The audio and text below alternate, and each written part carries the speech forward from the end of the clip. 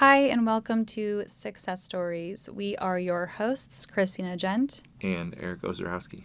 And this is where we share real conversations with the 6 Degrees community all about life, leadership, and the power of meaningful connections. Today we have the loyal, loving, and very well-traveled Sasha Travassos, who is a mortgage broker and financial strategist. In this episode with Sasha, we talk about delegation, boundary setting, the importance of learning repeated life lessons. She shares some really intimate and very vulnerable stories of her time abroad.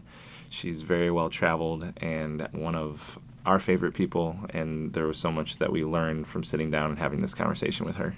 Yeah, I've always really enjoyed the stories that I've gotten to hear Sasha tell over the last few years of getting to know her. And so this was a really wonderful opportunity to hear her journey more from start to finish and really understand how she even ended up in some of the countries that she ends up living in. So yes to the vulnerability that shows up, which is quite beautiful on this episode. So please enjoy Sixcess Stories.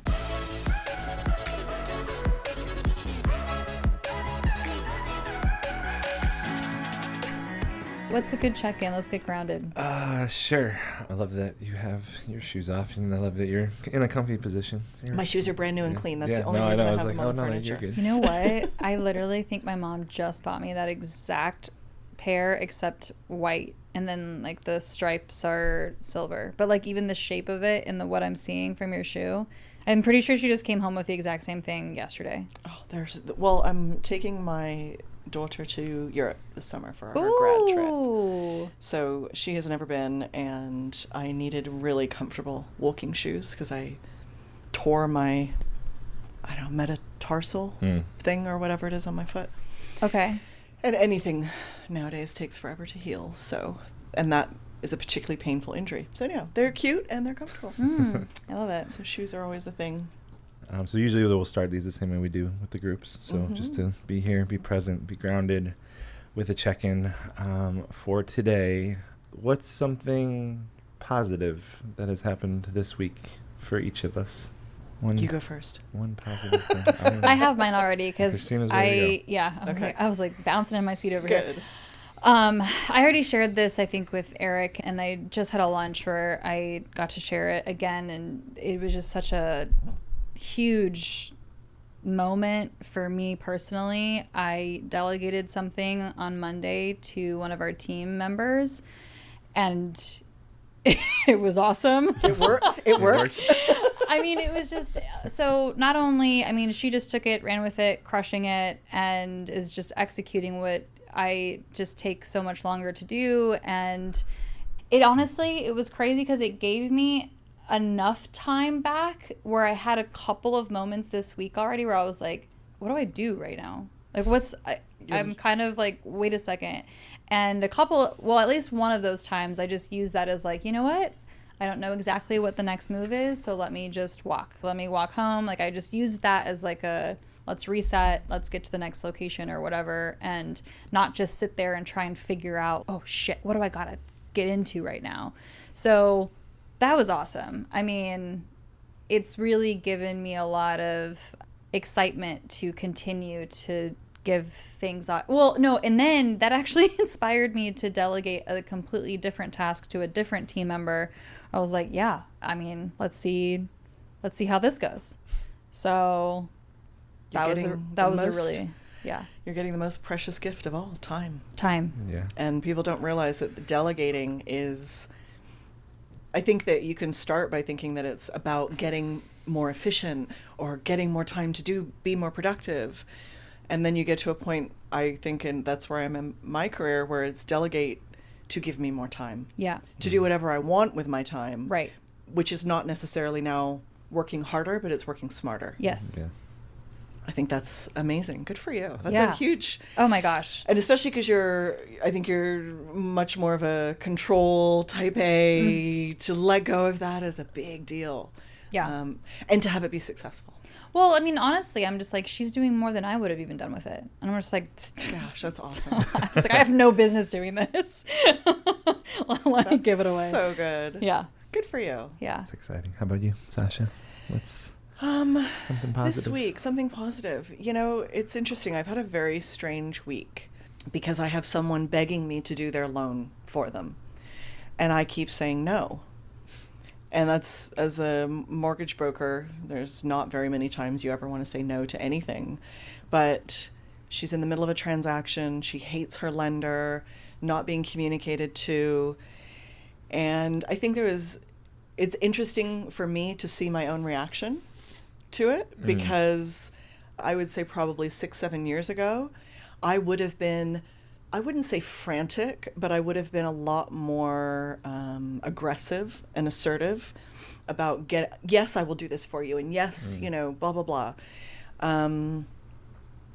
Because that's what the client wanted, and you do what the client wants. Sure. And now, again, I think there's a lot of maturity that's gone on in my own professional life where it's like, you know, you're in this situation because of choices that you as an adult made. And I understand that you need help, and I'm here to help communicate, or I can help translate, you know, whatever that loan officer is failing to communicate with you. Mm-hmm. But I'm not going to rescue you right now. Yeah. That for me and my license, that is probably one of the worst things I could do. Because if this goes to arbitration, I'm all of a sudden getting dragged into a situation where I was trying to help. Sure. Yeah. So that no good deed goes unpunished adage comes up. Not quite. So it's a positive, because here I have this client that's literally begging me to work with me. And I have the confidence now to say, you need to stay where you are. Mm-hmm. You need to see this through. It's not my fault, and it's not the other lender's fault that you're now in this situation because you didn't read documents properly. Right. And that's kind of a hard thing to do to someone, but it's also kind of the right thing to do. It's kind, not nice, right? Mm-hmm. It's kind, not nice. Right. Yes, and that is really one of those growing up moments, I think, in your career. There's so much power in saying no. Mm-hmm. And not just no to, but like, and then firmly saying no. Yes. Learning, standing on the no. Yes. Right? Like that's a different thing than just saying no. It's easy to say no to everything and just kind of go, no, like. Yes. Right? I have people just baffled at why are you saying no? Do it. It's like, yeah, well, there's reasons. I don't need to justify them to anybody but myself. Yeah. Exactly. Good for you. But yeah, so that's a positive. That's a positive. That's growth. That's self-confidence. That's being at where you're at in your career and acknowledging it and honoring it. And I'm sure there's reasons that you have for it, right? And all of those things, that's positive for sure. And it's about that not chasing the transaction, but chasing the relationship. Yeah. Right. And that's where, again, I've just found my business, the majority, I would say, in my world, treat their business as a transaction. Yeah. And volume. Yeah. Well, and we've gone from 500,000 loan officers to 100,000 in the last 3 or 4 years. Wow. And I see why. And meanwhile, my business is growing, and I was like, wow, this is the coolest thing that I can, because, you know, I hear about it. I hear all the war stories. I'm kind of the newbie, shall we say, for all the older brokers that I worked with in the beginning of my career. And I'm outpacing them and outproducing. Yeah, and such a testament, probably just the relationship part of it, right? And I'm not doing any advertising. Yeah. Nobody knows what company I'm really with now. Yeah. You know, it's very unusual. It's kind of cool. It's a little surreal. It's the future, I think, of a lot of service-based businesses. Mm-hmm. For me, I spent a lot of time this week in one-on-one, sitting down with people, both new, current members, people I know that aren't part of 6 Degrees, and that's one of my favorite things. And the nature of the way that our dynamic has kind of unfolded, I haven't been able to do that as much as I would like to.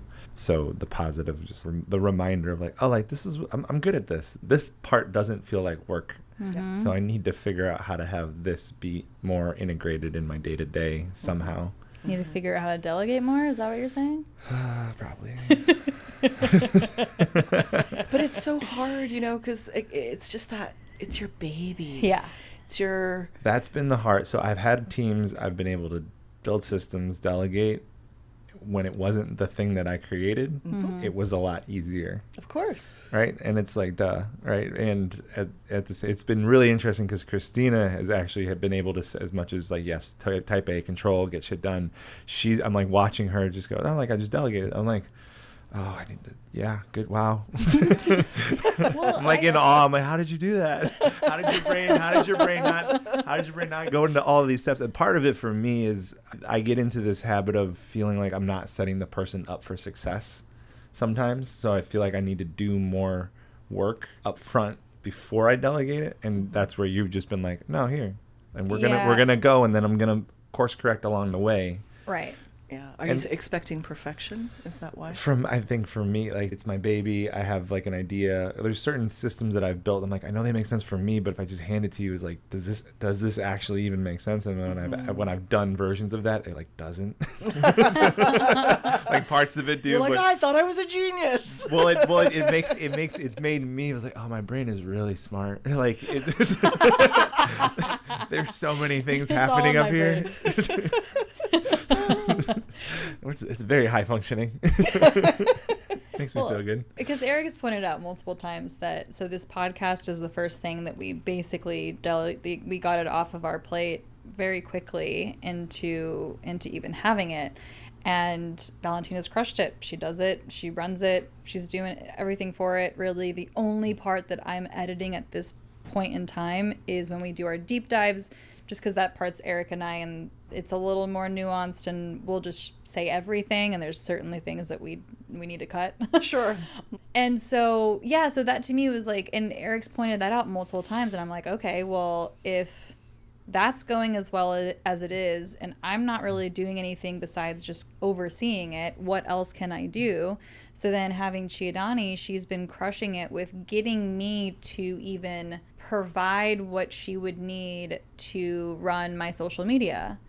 And that's been huge. Like the amount of posts and content that I've in the past 3 or 4 months that has gone out just because she's been able to.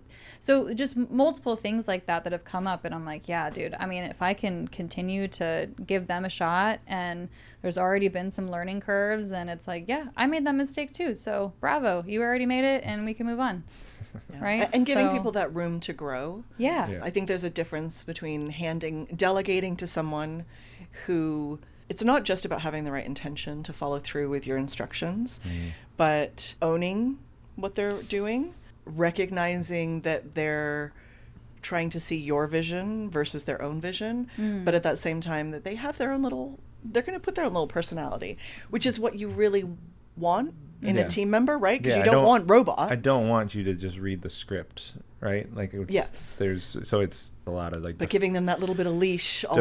Defining excellence, creating scaffolding and support, and then following up on what gets followed through on all of those things. There was, with what Christina said, it was so much like the podcast. It's the one thing that I'm like not involved in. And it's probably the most consistent, most systematized, most successful thing that we've done. Okay. And it was just, for me, I was like, oh, Eric needs to be out of a lot more things. And I'm working on it. And part of it was like, I set up everything so that it could do that. Yeah. Right. Like, and that's needs to be my role, not actually executing some of it. So it's fun. I know this came up in a group of delegation, and like the evolution for you, because obviously in the loan officer world, you have people that are actually doing the doing. Yeah. So right? The executing behind the scenes. There's a name. What's the name? I'm blanking on the name. So a processor generally. Processor. So loan officer assistant, a processor.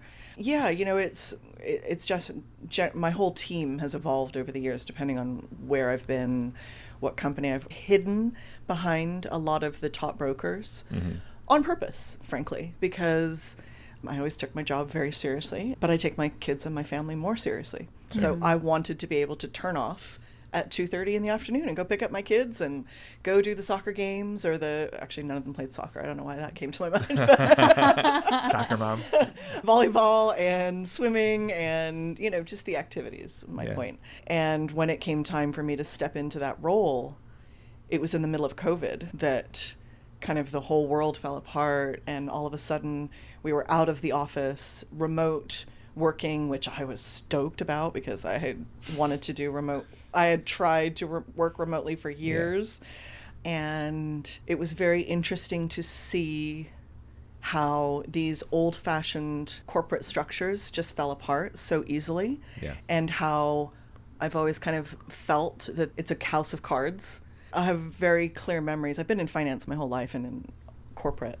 But I remember very clearly early on in my life going, there's a whole layer here of people that don't need to get paid to do what they're doing. And if I was running this business, they would all go.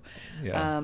Well, same in my industry. So you had someone doing this and someone doing that and someone doing this. And all of a sudden, everything was digitized and automated and at home. And it forced people to do things online. And so it kind of gave me this little window of opportunity to say, okay, I can literally restructure how I do everything, and it's my way, and I know it's pretty unique, and I know it may be unusual for whoever comes to work with me, because they probably have not worked this way with a loan officer before, but I know it's going to be successful because I've done other successful businesses that are not mortgage broking. Right. And again, it's the relationship, not the transaction. Right. So yeah, it's been interesting. It's been a roller coaster getting those subordinates, the right people, because incredible as it is, I had processors working for me that thought they were doing me a favor working for me. Sure. It's like, girl, if this loan doesn't get funded, you're not getting paid. I mean, that's how this works. I don't know where the big mystery is in all of this, but it's in all of our best interests to get this transaction done. Right. So yeah, it's been interesting to have that switch. Yeah. That's been 5-6 years now of changing the way that the business is functioning. How has your leadership with those teams evolved? Obviously the people are in and out and finding like the relationships and finding the people, but how do you feel like you've grown, or what's shifted for you in the way that you're delegating or working with the right people when they are the right people? Well, first of all, I totally get what Christine is saying about the delegating, because both of you are saying it's very difficult when you're used to being a perfectionist in certain areas of your life to hand that over. One of the things I think I learned very quickly is the buck stops with me. Sure. And although we all know that, if you don't live it, it's a different thing from knowing it. And so as I was bringing on new people or trying to focus on these different teams, I noticed as soon as I started to back away and give that leash was that crux of that was going to be the moment that I found out if this team member was going to sink or swim. Yeah. And it was a very crucial, it's very easy, it's very obvious nowadays for me to put them in that position. And it's not a sink or swim moment, it's just, how much do you care about my business? Yeah, I had that with one of the first bar jobs that I had. It was like someone didn't show up, and I was like, I interviewed, and they called me and they're like, hey, we need someone. And it was like Friday night, and like no training, like it was zero training. It was just like, at the end of it, I was like, I don't even know what just happened. It was a whirlwind. Right. And the owner goes, I don't know that I agree with this approach, but it was, no, I wanted to see if you're going to sink or swim. Guess what? You made it. And it's only going to get better from here. I'm like, that's kind of a fucked up thing to do to someone. Wait, that was your first bar shift ever? First real bar shift ever. Yes. Wow. I went to bartending school when I was 18. I don't know if I've shared this with you, but my mom, after winter break, my senior year, she goes, you're not going to go back after winter break. I signed us up for bartending class. It's a week-long crash course. I don't know if you're ever going to use it, but you and me are going to go learn how to make some drinks and have some fun. Good for her. It's a life skill, and I just want to spend some time with you, kind of thing. And then I love your mom. Yeah, she's the best. Yeah. And that summer when I graduated, I had a little backpack, and I had an older friend buy me a bunch of alcohol, and I'd show up at all the graduation parties. Don't have your kids have this idea, but all the parents hated me. Yeah. They know like we're 18, like beer's happening, so but like they see me just making like Mai Tais and margaritas, and they're like, the beer is fine, but whatever this is not okay. And I look at them and smile like, which one do you want? Yeah. Mai Tai or margarita? And then they take them and go, I don't like this, but this is pretty good. Yeah. But that was the extent that I of a bartending experience that I had. I never actually had a job with it until I was like 24. And then I was like, oh, I kind of like that thing. I'm going to go. I was in between some stuff. And I knew a friend that had a bar that needed some help, and He's like, yeah, I don't really need you right now, and then he did, and then that was my first. So the sink or swim part of what you were talking about, there is always that moment. There's a better probably way to do it with training and things, but like it was literally like, I'm gonna throw you in the fire. Yeah, unfortunately, I mean, we can't do that because they're all licensed and they have to be doing this stuff for a while. So that's a small snapshot of what the bar, like the hospitality industry, like the one extreme of it. Yes, like a little bit harder when there's certifications and licensing and exactly. So yeah, it's probably as scary for them, honestly, because when I tell somebody you're taking ownership of this file from this point forward, because I want to go move on with my day. Right. I want to move on to my next whatever. Yeah, it's funny. It's interesting dealing with personalities too, as you get older, and how much crap you take from people. I think that's been a very, I shared in our group this week. It was, I was working with this one person that I thought it was going to work out great. Honestly, it was a new opportunity. I hadn't really ever worked with them, but they're relatively new in the business. And I'm always like, hey, no bad habits at least, right? If you're new, great opportunity to kind of mold somebody to how she can grow with me. And I sent her over an email and then said, this. And it was so shocking to have an email back that was so aggressive and so like, I don't know how to do that. And I don't want to know how to do it because it's going to take a lot of time. And you need to tell me what you want to do on that third part. And it was one of those conversations where I was like, gosh, man. Again, 4 or 5 years ago, I probably would have reacted as a complete and utter biatch. Just, who do you think you are talking to, young lady? Which sounds crazy, but that's kind of that's the reaction that she got from me. Yeah. Like, I haven't been doing this for 30 years to hire you to work for me to then have this like crazy reaction. And instead I just was like, all right, well, good luck. I'm moving on. I'll send it to somebody else. Yeah. Which is the power that I have now, which I hadn't had in my career before. So I would have had to suck it up, right? She could be the diva. I was never allowed to be. Sure. And that was a very diminutive position to feel, already in a male-dominated career, a male-dominated industry, finance in general. It was just, it's just been interesting. And this was, again, the first time that I just kind of walked away, didn't really react, didn't make a big fuss about it. I mean, people talk about firing fast, and this isn't going to work. And that's okay. Yeah. And the other, I was talking about this with someone recently, good friend of mine, kind of a mentor, but I was like, I'm having trouble, like it's a part of it is like, what's my role in this? And if it's someone brand new, we were talking about, he's like, I used to have people on my team that I could say A, B, C, and D, and they'd finish the alphabet. And then there's some people I have to go all the way to Q or Z, like Y, and then and then can I adjust the learning curve over time? But some people just get it.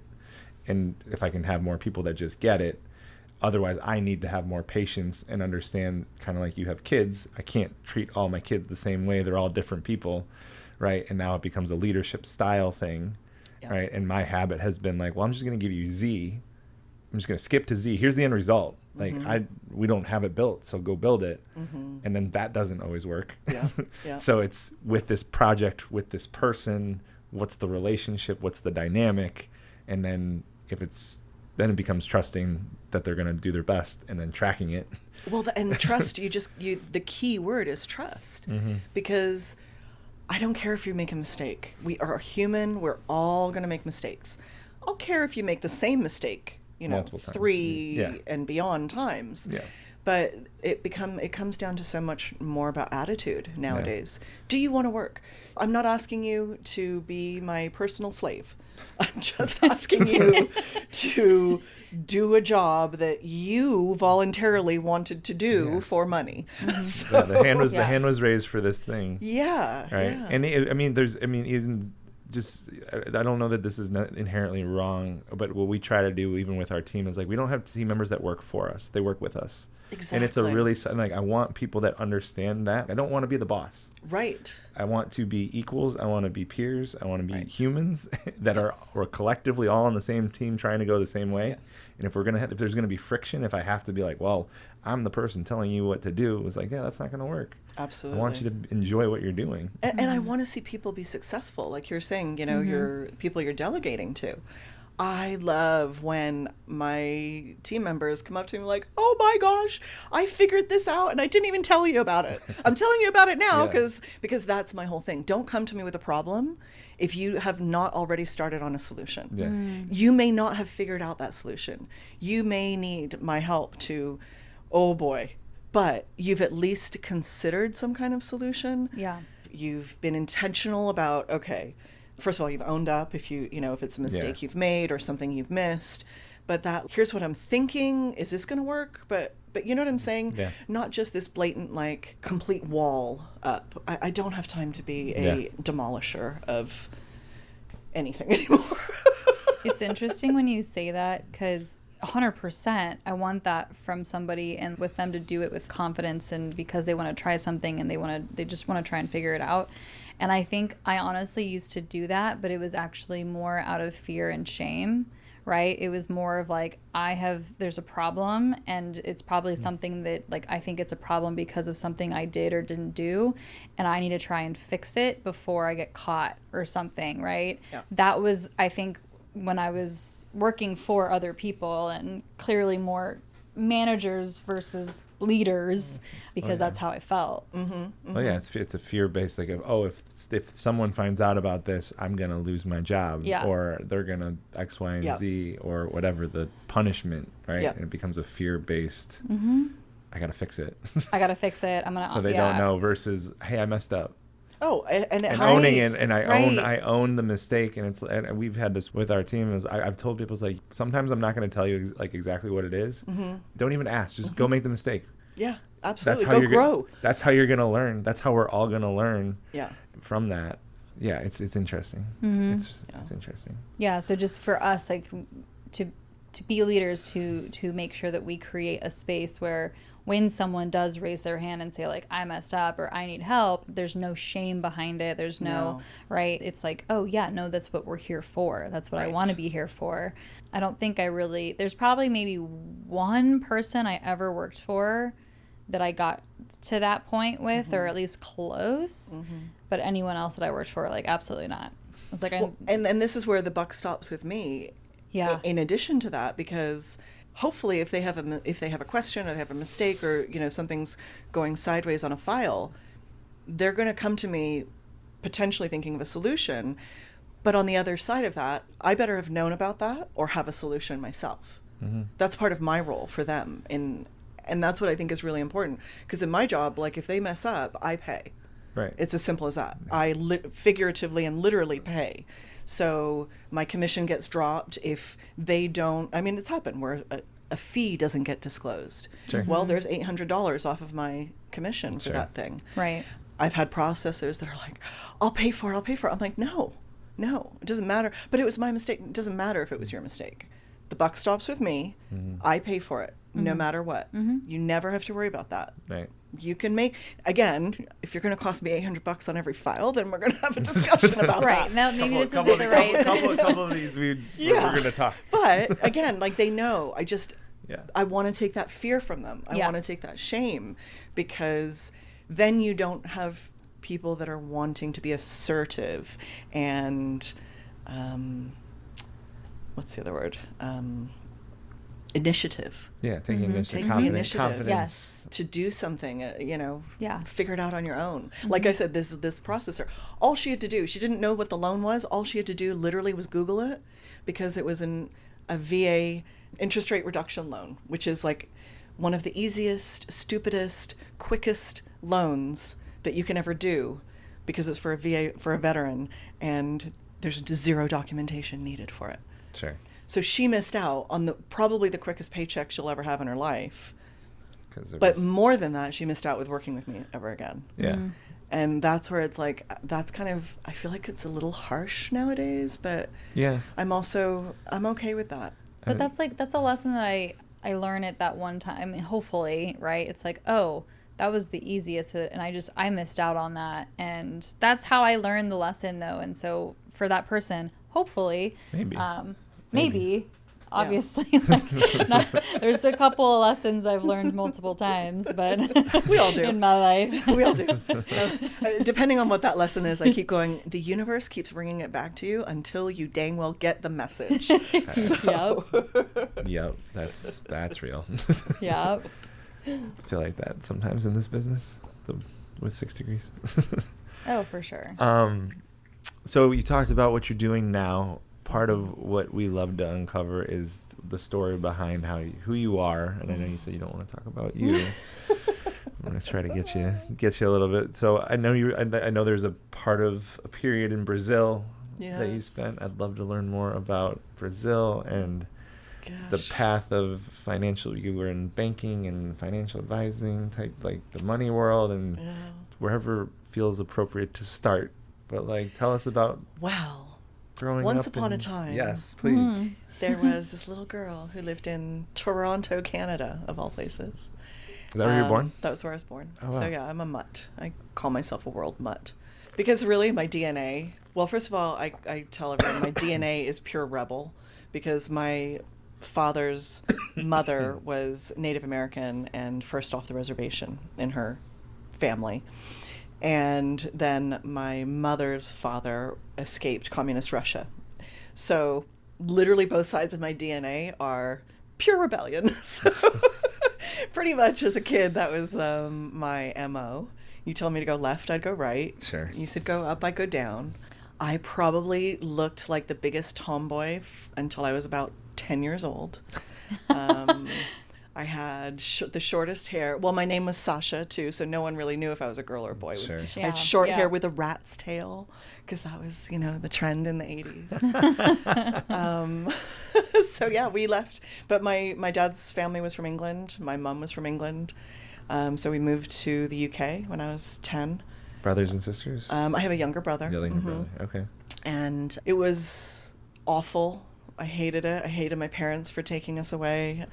I was teased relentlessly for years with Yank accent. I was like, I'm not even American.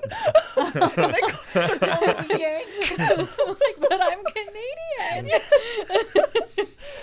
But yeah, it was very interesting that we moved to a part of England that was very, very posh and very horrible to outsiders. And so we were big bad Americans in the 80s, and oh boy, I just had no mercy. So we moved around, from one side of London to the other, and finally lost my accent and was full on British.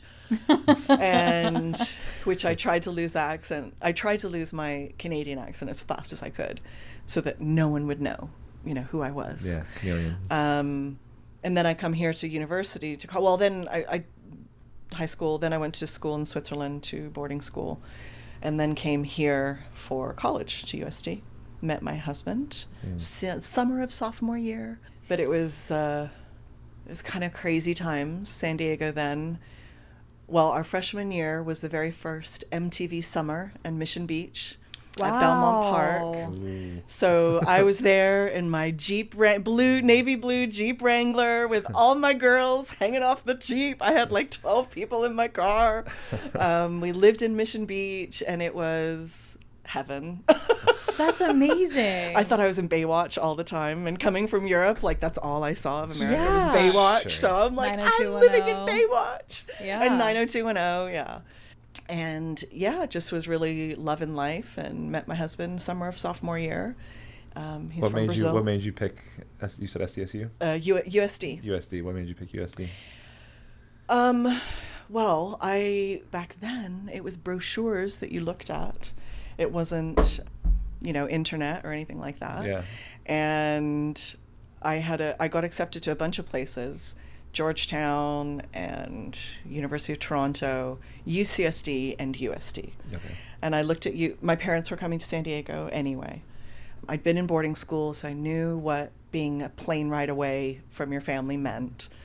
So I came to San Diego and thought, I'll see. Yeah. UCSD had 30,000 people. That was bigger than the town I lived in outside of London. Sure. So that was unimaginable to me, to Sure. be in a school bigger, literally twice the size of my town. So that's why USD. Okay. And also the pictures were much prettier from USD on the brochure. And it was tiny, and that was perfect. And then I get here, and I was like, yes, I chose the country club on the hill. Good job, Sasha. Well done. Good choice. Country club on the hill. Yes. That's a good description. It really is. But it was small then, so Yeah. it was very, I mean, I loved it. We had a great time. I do remember, so I met my brother-in-law the very first or second day of college because we were at an international students meeting. And that's where you go when you don't know what the hell you're doing. So you get there and you're just, this big school. No, it's extremely different to Europe and anywhere else in the world. And I remember him sitting next to me, and I was just, kind of like, oh, who is this crazy Brazilian dude? And, I would see, my brother-in-law's a big surfer. So he's always in surf trunks, reef, flip-flops, and some kind of surf t-shirt. Sure. But to a British girl who had gone to boarding school, I literally one day in the little tram that takes us around, turned around and said to him, you do know that your parents pay a lot of money for you to go to school, and you go to school in flip-flops? And my brother-in-law just looked at me and was like, oh my God, you're such a snob. Like, you're not from here, are you? Yeah. And here I am in my little plaid skirt, my French ballet flats, my little sweater over my shoulder. By the end of month 1, that was done. And I was fully Californianized, and I was running to my 8 o'clock class in my rolled over boxer shorts, oversized sweatshirt, and Uggs. Yep. Yeah. But I definitely underwent a... what is it called when a butterfly does their metamorphosis? Yes. So it was funny because I knew my brother-in-law from day one, and we had very similar, my group of girlfriends are still my group of girlfriends 32 awesome. years later. Wow. And one day my good friend, who's now my sister-in-law, had met my brother-in-law like 2 weeks earlier and said, hey, we're all going to this Brazilian bar, because it was Sunday night. Cafe Sevilla downtown was Brazilian night. Met my husband, and it was love at first sight.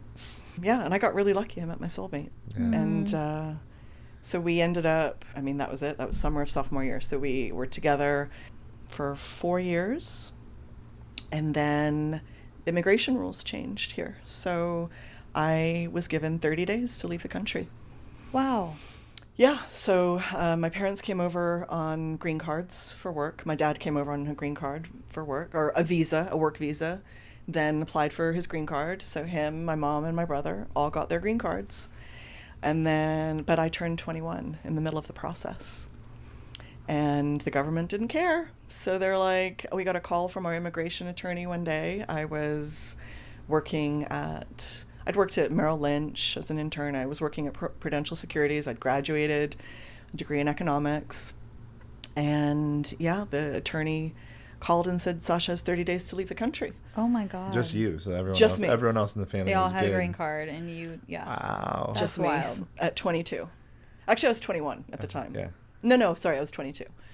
And I was like, where do I go? Oh my gosh, where do I go? My parents are here, my brother's here. Yeah. I had grandparents in Canada, I had grandparents in England, but I had to leave. And so my husband and I were dating, and You had to. There was no do this to stay. It's like you must leave within 30 days, or you'll be illegal. You'll have an illegal status, and if you have a legal status, then potentially you could end up in a bad situation in the future. You're just kind of you're jeopardizing the legal part of things down the road. Yeah. Interesting. So I turned around to my husband and I was like, well, if we go to England, I have to support you, and if we go to Canada, I have to support you, and that ain't happening. I'm old-fashioned like that. So if you want to stay with me, then this is a good opportunity. Let's just go to Brazil. Let's go down there. I went down once on vacation and thought it was great. But it was just one of those situations when you're like, I don't know what to do. I don't know where to go. Yeah. I feel like we need some kind of like safety net. And his parents and family were there. And I had dated someone from another culture, very different culture, that went very sideways. And so after visiting that person's country and seeing them in that country, so I was kind of like, all right, I want to see this guy in his own country, like for real, not just on vacation. Yeah, I want to really see his friends. And I already loved his parents, but yeah, so that's it. 22 years old. We packed up a 40-foot container, and then our container left. And then a week before we were supposed to leave, our immigration attorney called and said, guess what? I'm like, what? So apparently now because there was so much backlash over this legislation change, if you pay a $2,000 fine, you can stay. And I just went, okay, that's awesome. I've just quit my job. We've sent our entire house of furniture to South America. I didn't know it at the time, but my in-laws had bought us a house already. Oh, wow. So it was just like the ship's kind of sailed. Yeah. But that conversation for me and my family was awful. That one was... Just from it was going like, I have to do this. There's no option. There's no choice to... To now I like, want to. We'll pay for like, I'm sure, like, we'll just pay for it and you can stay. Yeah. Oh, It was very like... imagine there's some friction from that. Because you went, obviously. Yeah, we went. And I think it was just heartbreaking for my parents more than I get really emotional now. Like, I haven't thought of this in years. Yeah, I think it was just, I think of it now, like if this was my kid. Yeah. Yeah. I hadn't really put those two together, you know, so.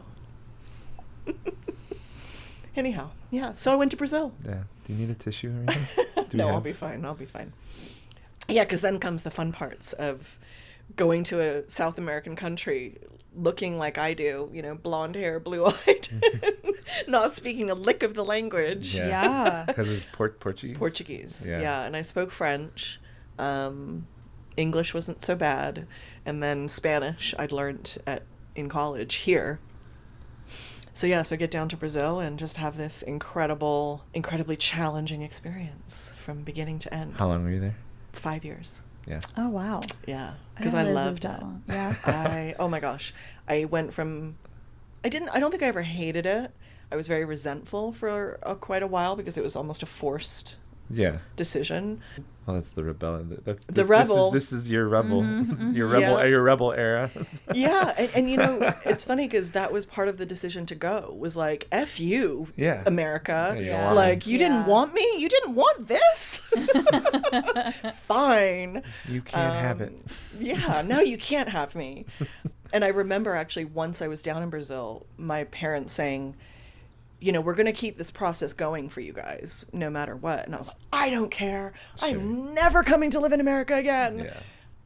And then, jokes on me. At 21, like, I can see that. Yeah. But talk about culture shock. I thought I was very cultured living in... I mean, more than most people, just from Canada to London and then here. California. But that's all very, like, white. Mm-hmm. Yeah, for sure. Let me tell you how white it felt. 100%. I just mean, like, there are people here in the U.S. where, like, they're in their little 3-mile square radius town that have never left that. For sure. So more cultured than I would say most Americans, for sure. Yeah. And there's levels. But talk about, I lived in this WASP world. Yeah. Even though, to be honest, most of my friends in Switzerland were African, from Senegal, from Ivory Coast, Congo, Nepal. School was very multicultural, but the lifestyle was Western. Right. Yeah. And it was so fascinating to go to a country. Again, I'd gone to TJ for... Sure. discos and nightlife and all that fun stuff. You know. I was known as the queen of baby rock at one point. Oh. But it was different. You're on vacation. Yeah. It's not when living you there. live there, And yeah, I'm going to write a book on all of my adventures because it was pretty Ooh. insane. What was the best part of those 5 years? Is there any specific? Oh, the people. The people? I love the Brazilian people. What they about 'em? just are so warm. Mm. They have a joie de vivre that is contagious. The more humble they are, the more I like them, honestly. Because, gosh, this is going to sound weird, but it's almost like they haven't been tainted by the negative sides of life. Yeah. And that's not saying that there's not, like, people don't have problems down there, because of course there's a million of them. But there's just something about a Brazilian that is, everyone I've met, I think, has always been just the bright side of life. Sure. They're always, Glass is half full. glass is always half full. Those are good people. And with very little materialism, Right. which I think made it so much more impactful for me. Sure. Because I'd gone from a Swiss boarding school where, my roommates were presidents' daughters. Sure. Yeah. With a 10-piece Louis Vuitton trunk set, Right. Yep. to I go to a market in Niterói, which was right outside of, it's the other side of the bridge from Rio de Janeiro. If you ever look at the bay, Rio's on one side and Niterói is on the other side of the bay.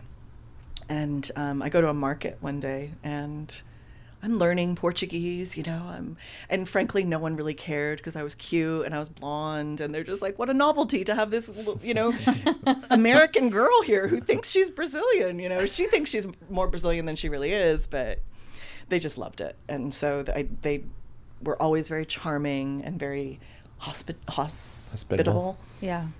And so anyway, I'm in the fruit market, and I have to write a check because I don't have enough cash. And I asked the guy, how do I spell $24 in Portuguese? Because I know how to say it, but I don't know how to write it. And he's, a dude of like 50, 60, whatever. And he's like, girl, I don't know. And I'm like, and it took me a second to be like, what do you, because if someone said that to you here, oh, I don't know, you'd be like, what do you mean you don't know? Yeah. But all of a sudden down there, because first of all, you have to translate what they're saying, right? So you get Portuguese. What? I don't know. What? So that whole process, like, what do you mean he doesn't know? Oh my gosh, it's because he's illiterate. That's why he doesn't know. And that's, he went on to say a bunch of other, like, I don't even know how to write the alphabet, or and he was laughing about it. He thought it was the funniest thing. Yeah, to make it 50 years in life. And yes. And so him and I stood there and together tried to figure out how to write $24 on my check. So we got quite a crowd around us at one point, everybody giving their input on what letter goes where. But that's so funny. It just, that's amazing. That was life down there. And I loved every second of it. Yeah. So that's just, when you're talking, it reminds me of Costa Rica. I got similar vibes of just the way that people live there. And I've been there twice. We went there for our honeymoon, and I loved it. Just everyone's pura vida, everything, and nothing's wrong. Yep. even it's the materialistic part too. Is like, no, I have everything I need. Yep. Life is good. Yep. Yeah, and there's a lot to be learned with that, I think. Yeah. It's sad because also that naivete they've had tremendous advantage taken of them because of it. But it's still there. That joie de vivre is still there, and I still if they could just calm the country down, I'd be back there in a heartbeat. Really? Oh, yeah. What ultimately made you leave and come back after 5 years? I was held a gunshot with a gun to my head, and then a couple weeks later, machine gun pointed at my pregnant belly. So, yeah, those are two. Yes, time to go. Little innocent incidences that, my husband had always said, he'd always prepared me. Actually, I'll never forget when I got down there. One of the first questions I asked was, in England, it's 999 when you have emergency. In America, it's 911. Yeah. So what is the number we call here in Brazil, in Rio? He's like, yeah, we don't have that. I'm like, what do you mean you don't have that? That's like emergency services. Yeah. He's like, oh yeah, there's cops and there's, ambulance and there's a fire department, but you call the cops for something, they're not really gonna come unless it's serious. And that didn't really compute with me. So it's the why. Honestly, I felt like a toddler a lot of the time for the first 2 years. Why? Why? Sure. I want to understand the why. Don't just tell me this is the way it is. Why? Right. I'm an adult. I've never seen this before. He's like, no, you take care of it yourself. He's like, the cops earn $50 a month here, Sasha. Why are they going to step in front of a bullet for you? Yeah. Are you worth that to them? No. That's wild. It was shocking. And so that's when I had to learn to use a firearm for the very first time in my life, which was also shocking. But he'd always prepared me. He was always like, it's not a question of if, it's when. Sure. And I'm like, no, Teflon over here. It's never going to happen to me. I'm just big smile on my face and I'll get through anything. That's always been I'm like, I'm going to kill him with kindness. Like, I literally got jumped in Chicago one time. I was like, really? I got punched in the face for it. Yeah, so that's what he was afraid of with me. Yeah. Getting shot or getting kidnapped, worst of all. Sure. So his biggest thing was, don't open your mouth. You are not allowed to say a word if anything ever happens. Wow. Keep your mouth shut. Don't ever let them think you're a foreigner. Because if they find out you're a foreigner, you'll get kidnapped. Oh my gosh. And you probably won't come back. So it was midday on a busy road, dual carriageway as we call it, like 2 lanes in each direction, noon. And I was driving a Dodge Chrysler minivan, which, you think that's hot stuff down there. Because it really is. And because it's an imported vehicle. Yeah. Of all things, a Dodge flippin' Chrysler Caravan. I felt like a mom when I wasn't one. But I had the windows cracked open because the air conditioning had broken, and it took a while for parts to get down there to get fixed. And there's this little kid at my window on the driver's side. And he's, every street corner, people begging for money. Mm-hmm. Yeah. So this was just another street corner. And he's also speaking in slang. So I spoke Portuguese, but slang is slang where you are. Right. I don't understand it nowadays, even in English. No, so me neither. I'm like, let alone Portuguese. Anyway, he was talking, da-da-da-da. If you don't give me your money, he's going to blow your head off. And I was like, oh, I understood that sentence. And at that point, everything Ricardo had taught me kind of clicked in. Just, you don't move, you keep your mouth shut, and you give them everything. That was the 3 instructions. Don't move, mouth shut, give them everything. Yeah. And so I just went into that mode. Mouth shut. Because I'd been saying like, no, go away, mouth shut. And then he said, didn't move because they don't really want you to ever be able to identify them if they let you live. Sure. And so I just kind of stood there and I was like, who the hell is he? Because he's talking about somebody else.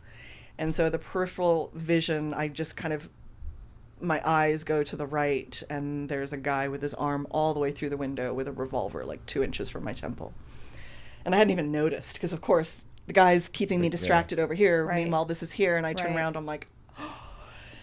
So, yeah, gave them my purse. That was the whole thing. You give them everything. I just took my bag. I didn't move. And I just gave it to this guy. No. Give it to me. I was like, okay. Giving it over. No. I don't want that. I was like, okay, what do you want? And I just was like, keep my mouth shut. Handed him my wallet. Didn't want my wallet. And at this point, I was like, shit, this is it. I'm getting kidnapped. This is... And so I luckily had, and they all know down there that you have 2 wallets. Everybody carries 2 wallets, one to get stolen and one is your real one. Oh my God. And so I gave them my stealing wallet and they knew it because I had no money in it. I had like just a couple bucks in it. Sure. And they weren't going to let me go for just a couple bucks. So is the trick to have 3 wallets? Well, so what I'd done, pretty much, Yeah. my bills, I was coming back from Rio because I'd opened my own English language school. So it was, my own building with levels, beginning kids to adults. Sure. Twice a week, I would go into Rio to teach the top-level executives of all the multinational firms because I had a degree in business and economics, and I could speak very good English. I was a double major for most of my career, most of my school. They were thrilled to all of a sudden get English conversation classes from somebody that could actually help them with their business business side, discussions yeah. Wow, once they got yeah. overseas. And these guys all paid me in cash and they all paid very well. And that was my saving grace because I was on my way back from Rio, had just gotten paid by a bunch of these executive guys and had a bunch of bills in my change purse. because that's where you put your bills. Sure. You don't have your change in your change purse. You put your big bills in your change purse because, you know, they steal one wallet, then they steal the second wallet, but you still got your money in your change purse. So I handed him the roll of bills, and he looked at them, and there was enough. And then, so he took off. The guy took off next to me. There's another guy on that corner in the front right, back right, and back left.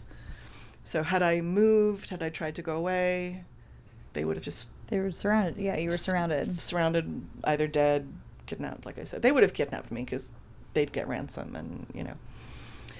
So, yeah, so that happened. Holy shit. And all of a sudden, my beautiful bubble of Brazil burst. Yeah. And it was devastating. How long were you there after that?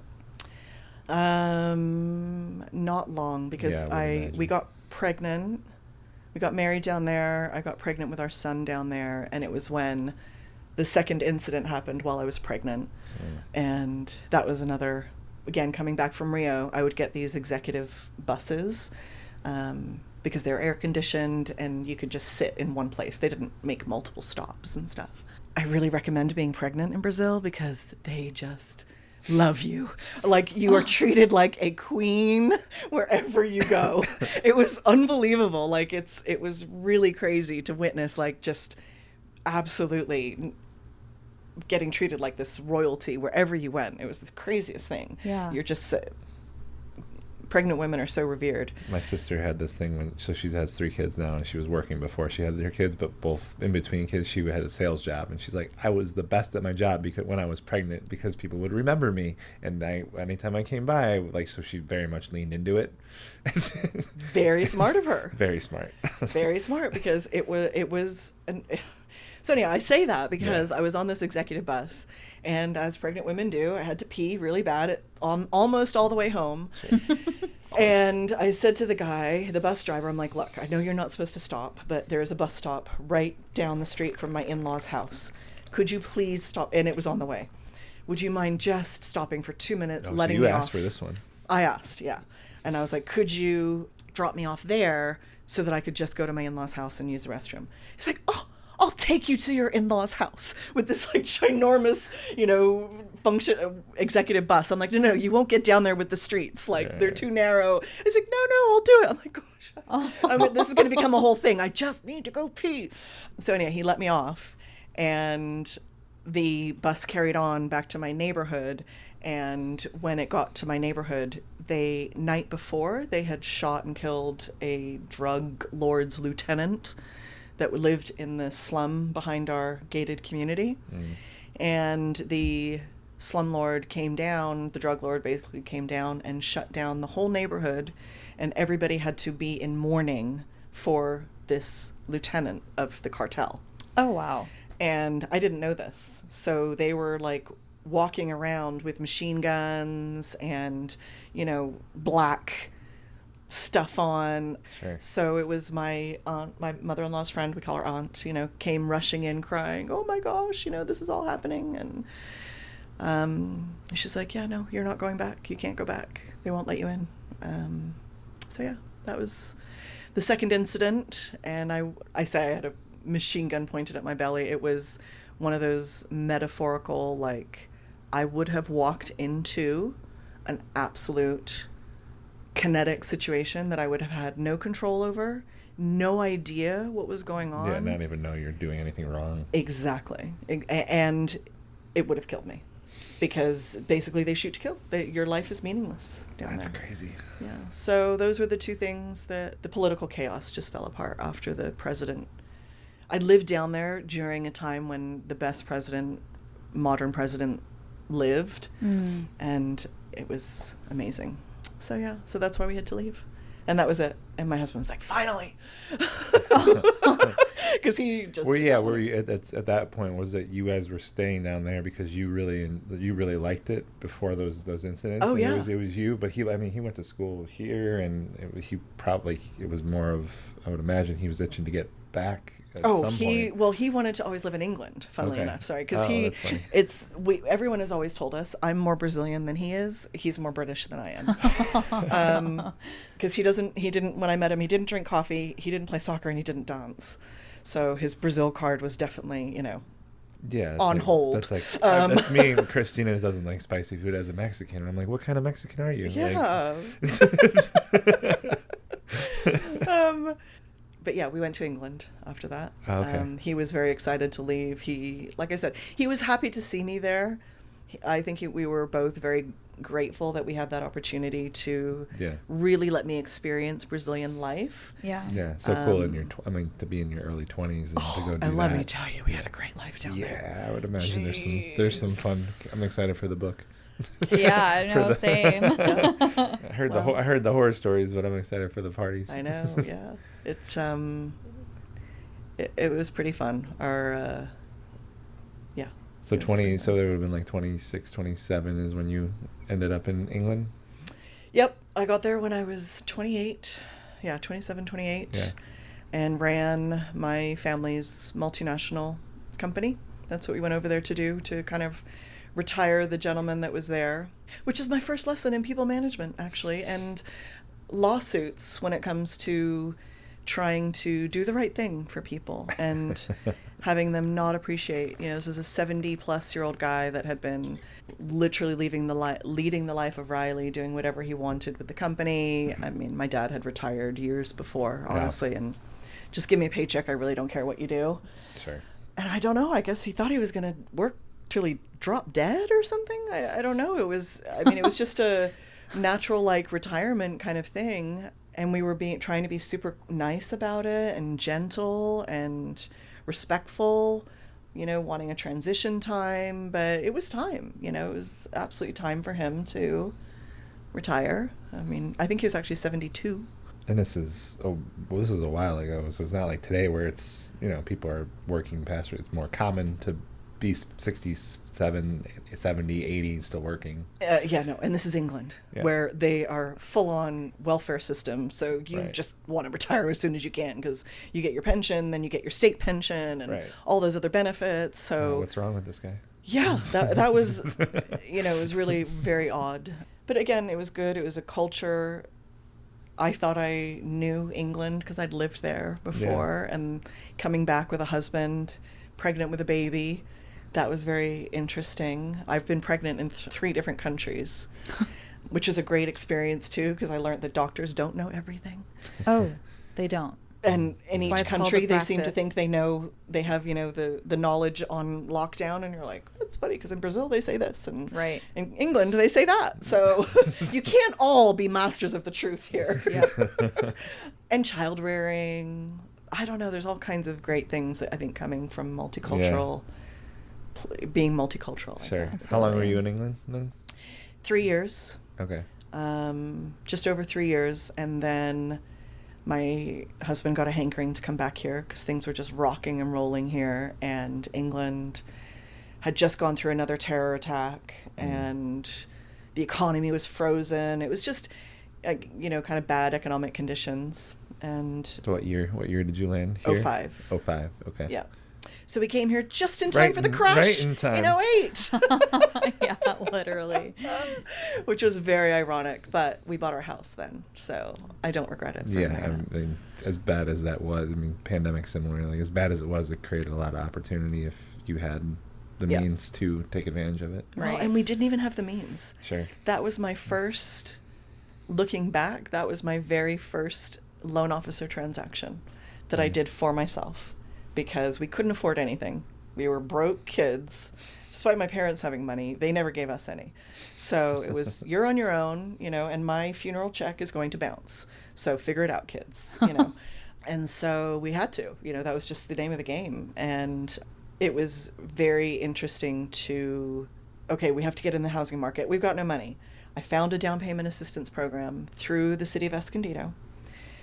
We walked into our first house for a $500 refund from escrow for my appraisal fee. Negative $500 out of pocket. We got paid to move into our house. What? Yeah. So now here comes the stickler. I had chosen, and I thought we had signed papers for a grant program that if you stayed in your home for 10 years, that grant would be forgiven. Sure. Turns out my lender didn't do that. didn't file the paperwork for it. Did another down payment assistance program. So my husband and I very innocently, and this is why I became a loan officer. That's why I'm telling you this story. Yeah.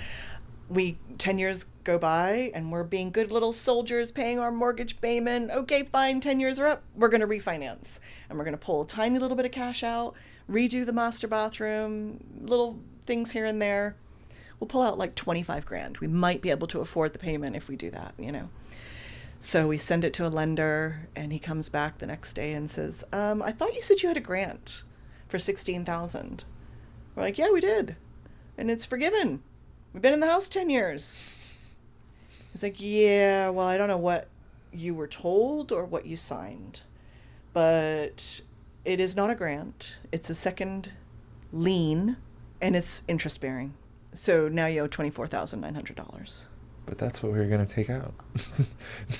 Oh, yeah. So for two I broke don't mean kids, to laugh, but yeah, that's for two to broke not kids, to not know it. That was devastating. Yeah. It was just talk about rug pull. Yeah. You know, here we were thinking like we got into our own house, our first house, like for nothing. I'm so proud of us. They paid us know? to get into They this paid house. us. Wow. Yeah. So that was the first, and that was when I was absolutely horrified because I'm like, I have been in finance my entire life, and I got scammed. How does this happen? How is this ethical? Yeah. The worst part, by this time I was working for that lender. No. Oh my God. Yeah, he was one of the big producers that I was working for. Oh, wait, how did that conversation go? It didn't. What could I say? What good would have come from that conversation? So I was not only thrown in the deep end, I was thrown in the deep end with no guidance, I remember my manager at the time, I'm like, I have no idea what I'm doing. He's like, just do his loans. I'm like, just do his loans? Like, what does that mean? I've been working here for a week. I don't even know how to turn the computer on properly yet. I mean, you want me to do his loans? Like I was floored. He's like, oh, we'll help. But it's just fill it in and just do the best you can. What? And this is 08? This is before, in 09. Okay, so still it's like part of the problem with everything that was happening. Yes. Wow. Yes. Of how easy it was for... Oh, no, sorry, this was 18. This was in 2018. 2018. Oh, yes, okay. Because we bought in 08. Yeah. Okay. Or so sorry, 10 09. Years, 10 years. 10 years, so it was 10 years 2019. Yeah. Oh, wow. 2019. Okay. That's It was crazy. shocking. It was shocking. So it was one of those lesson learned, and I was never going to let it, and it was one of those where you just don't ever think it can happen to you. And I was his assistant at that point. And when this all happened, it was like, okay, I'm going to be a loan officer. I'm going to stop working for you, and I'm going to go out on my own. I'm not ready to do it yet, but, all of a sudden this kind of master plan started forming in my head. Because I had to find a way out. I don't know, I could not work in that environment anymore. I couldn't swallow it one more day. I couldn't, it was tough. That would be so hard to work for someone that kind of fucked me over, even if they don't even see it that way. I was like, I don't even think he knows to this day. Yeah, I don't even know that. Right, he doesn't even realize. It's just like the lack of education or the lack of understanding of like what someone is actually like. It might have just been like, this is what will get you what you need, and bait and switch, however it happened is like it was like, no, like I did good. What do you mean? Well, the bait and switch is the biggest problem in our industry nowadays. And I'm seeing it more and more, but and that's what it really felt like. And I think that's why nowadays I really try to put myself in that borrower's shoes. They just don't understand anything, even if they're financially savvy people. They don't understand this transaction. There's like to have a level of expertise at that, like specific knowledge, it's almost impossible. Like your industry changes so much, and it's so hard to keep up with what's going on. And so, yeah, like I need someone that I can trust, that has experience, that has been around the block, and not just this block, but all the blocks. Yeah, yeah, exactly. Well, and also that, you know, in my world, it's like retail and wholesale. And I was on the retail side of things for so many years. And it was so interesting for me to look at these. And I think because I'd run companies before, so I'd run multinationals, I'd run smaller businesses in other countries. So I understood structure and kind of that facade, shall we say, of the corporate world. But it was astonishing to me to see how people buy into the company line. And I think that's shifted in the last few years, particularly, but there was a good chunk of time when people wore the uniform of that company, that corporation that they were working for, and the corporation could do no wrong almost, Sure. you know, and like it, almost blind loyalty. yes, yes, exactly. And I remember sitting there going, and I think because I started life as a financial advisor, Yeah. which is a fiduciary, right? You're always supposed to do what's best for the client. Right. And I'm sitting there going, you guys are screwing over clients left and right. And this line, oh, we're all a big family. Nope, we're all a big family until it comes to money. And then you're out for yourself, and you really don't give a crap about me nor my clients. Yeah. Greed is Greed. And so that's when I lot of switched my greed. license again to, you know, upgrade it. But it was funny because also at that time, you know, I was put in handcuffs, so to speak, because of my license changing at the biggest boom in our industry ever, when I could have probably made triple in a few months what I'd ever made in my entire life. Sure. And got paid minimum wage for it. for doing the right thing. And it's like, you know, it's been really interesting, my career, and talking about it to other people always makes me go, dang, why did I put up with so much crap? But I'm glad I've learned that lesson, because some people don't learn it at all. Like you said earlier, is like I tend to keep getting the same lesson put in front of me until I learn it. The universe doesn't let me get away from it. Mm-hmm. Yes. And some people never do. Some people, they don't want to face it. They don't want to lean into the uncomfortable part of it, and it's easier, it's more comfortable not to, for a lot of people. Yeah. Mm-hmm. Yeah. So that's kind of how we ended up back here. Big old full circle. And Yeah. How many kids? Two. My oldest, he's 23 now. And youngest is soon to be 18. And they're my greatest work.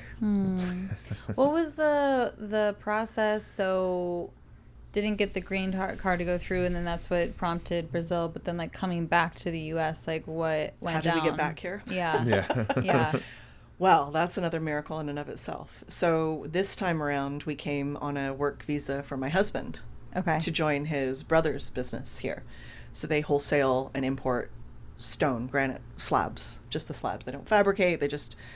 So Amazon Stones on Miramar Road. There we go.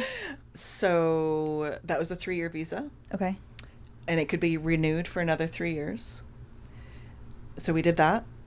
And then you can apply for a green card during that second 3-year process. Okay. And so we did.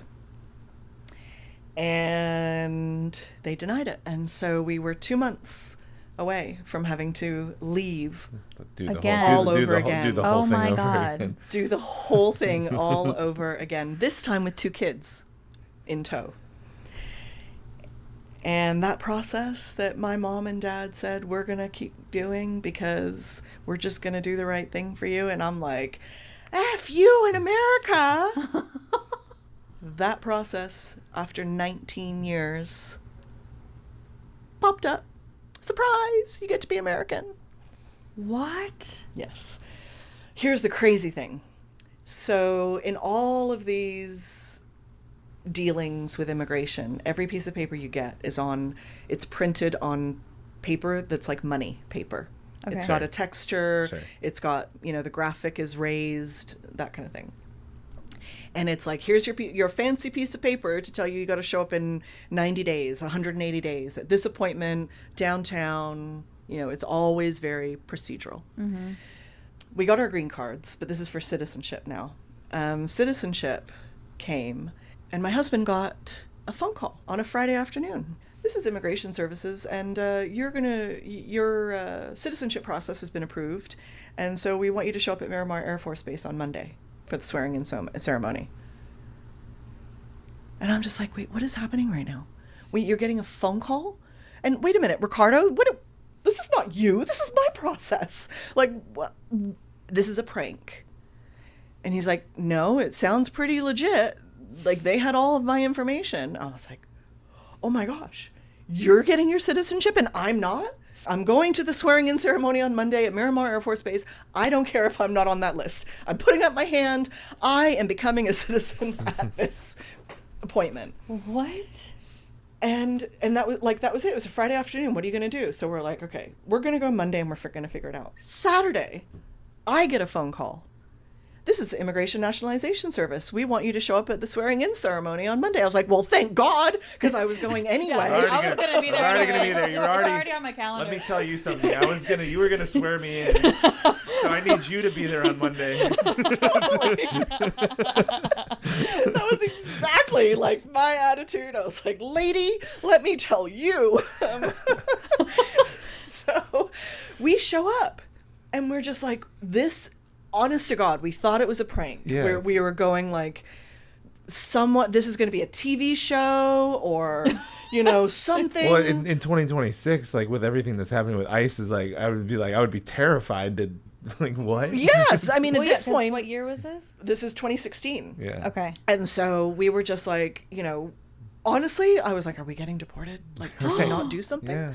Because what is the deal here?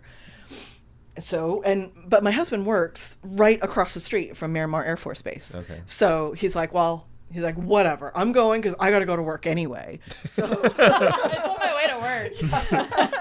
So he's like, I'm going to go and get sworn in. You might not get your citizenship. You might not. Well, but we'll see. But I'm going to work. So whatever. We go down to Miramar Air Force Base.